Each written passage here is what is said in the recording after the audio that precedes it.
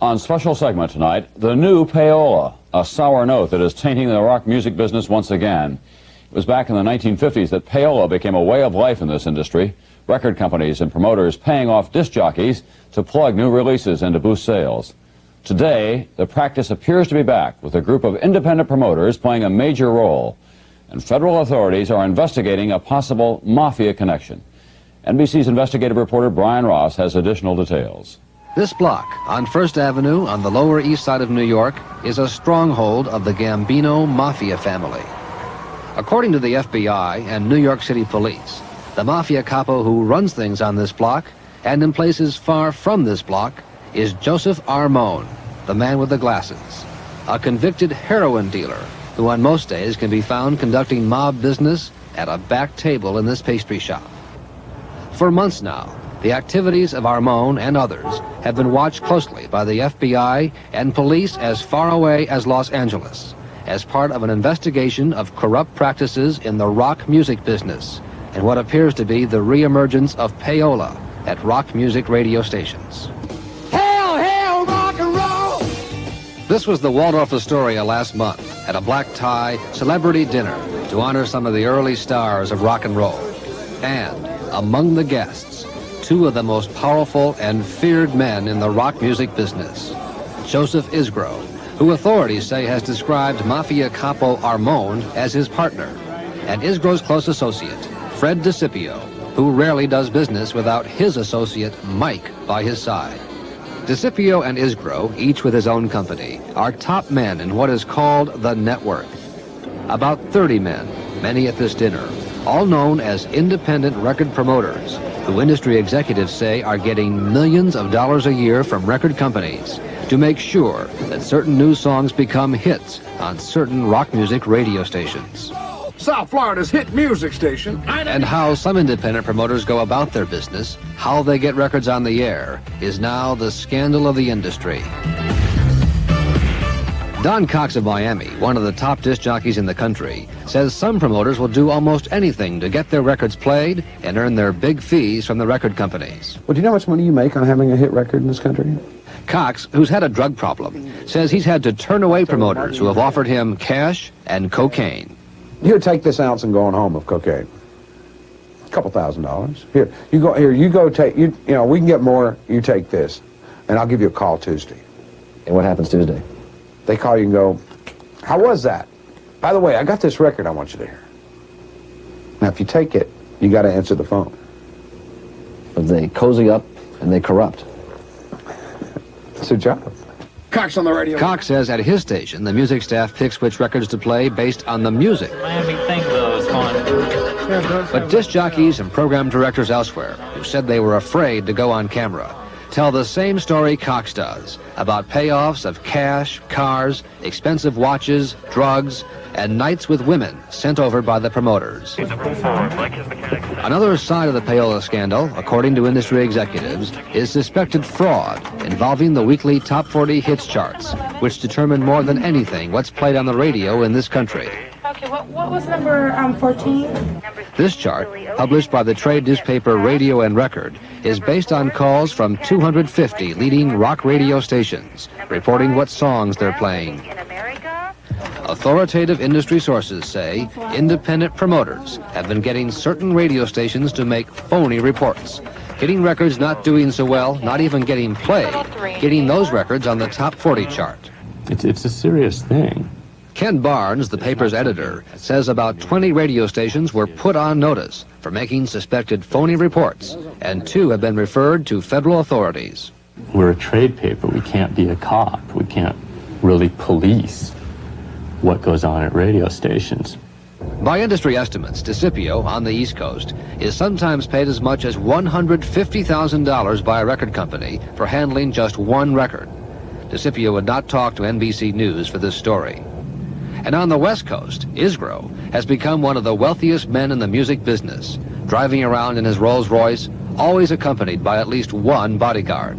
Isgro would not talk to NBC News for this story. Isgro, shown here with a record company executive, is well known in the music business, and so is his bodyguard. But of 10 record company presidents contacted by NBC News, including the heads of such major labels as CBS, Warner's, RCA, MCA, none would agree to talk on camera about Isgro or DeCipio or the network of independent promoters, some saying they feared repercussions. Off camera, one company president said, "You just can't be in business without them." A second company president said, "It's obvious what's going on." According to figures provided to NBC News by industry sources, record companies pay independent promoters, many with mafia connections, almost $80 million a year. $80 million. And with this has come a climate of fear in the rock music business. Last year, Jay McDaniel says he was threatened by a big promoter when he tried to start a record promotion business, saying publicly he wasn't going to use payola. Were there threats of violence against you? Yes. What was said to you? It basically came out that I could have my face rearranged. Just how important the rock music business is to the mafia became clear last month at this New York City hotel. Joseph Armone, the man from the pastry shop, arranged an unusual meeting with the top 3 men in the Gambino mafia family, including the Gambino family boss, John Gotti.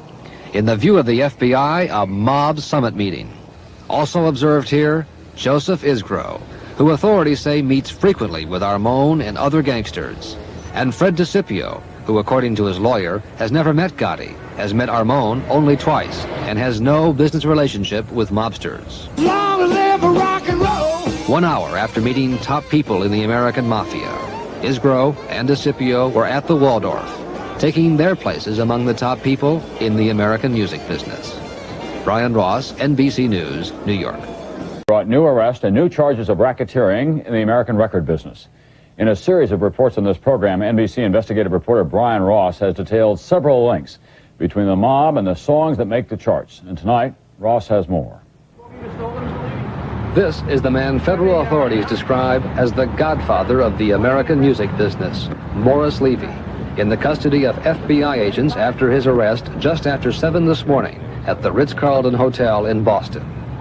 Levy, the president of Roulette Records, is little known outside the music business, but federal authorities say Levy is as powerful as any big record company president, using his ties with organized crime to control record companies, record stores, and big-name performers.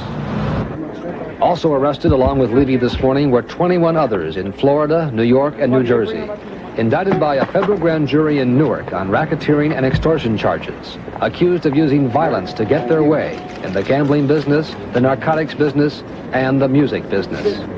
United States Attorney Thomas Grealish. A Mac 11 machine gun with a silencer is not used for target shooting. The New Jersey mob investigation began more than 3 years ago with a man identified by federal and state authorities as a mafia boss, Gaetano Vastola, known on the streets of New Jersey and in the recording studios of Hollywood as Corky. By following Vastola and tapping his phone, federal agents were led to Morris Levy, to New York talent agencies, and finally to Hollywood, to the corporate headquarters of the huge entertainment conglomerate MCA, and what authorities describe as some suspicious business deals at MCA Records. The president of MCA Records, Irving Azoff, said earlier this year that his company was the victim of the mob and that MCA had done nothing wrong. But somehow, according to federal authorities, millions of MCA records by Neil Diamond, Elton John, and the rock group The Who and others ended up in the hands of mob front record companies, which were going to sell the records at huge profits to record stores. The mob showed up. The enforcers came down. Dennis Eisman is the lawyer for a man who ran one of the mob front companies and is now a protected federal witness in the case. Eisman says his client was beaten up by the mob when he refused to pay for a large shipment of MCA records. I think it was to show him that if he didn't pay, he was going to get hurt, maybe hurt worse. I'm not sure if they intended to break his jaw and fracture some bones in his face. I think it was just to show him that he couldn't not pay. And there has been other violence in the case. Earlier this year, a New York City policeman was murdered while following one of the men involved in the MCA deal, who is expected to be indicted soon by another grand jury. This indictment is the work of one of 5 grand juries now investigating organized crime in the music business. Federal sources say a grand jury in Los Angeles is investigating the role of top MCA executives in all this. Other grand juries in Los Angeles, Cleveland, Philadelphia, and New York are investigating allegations of payola, the use of cash, cocaine, prostitutes, and some mob-controlled promoters to get songs played on the radio. Law enforcement authorities say what's at stake in all these investigations is the mob stronghold in a business that earns $4 billion a year. Brian Ross, NBC News, Newark, New Jersey.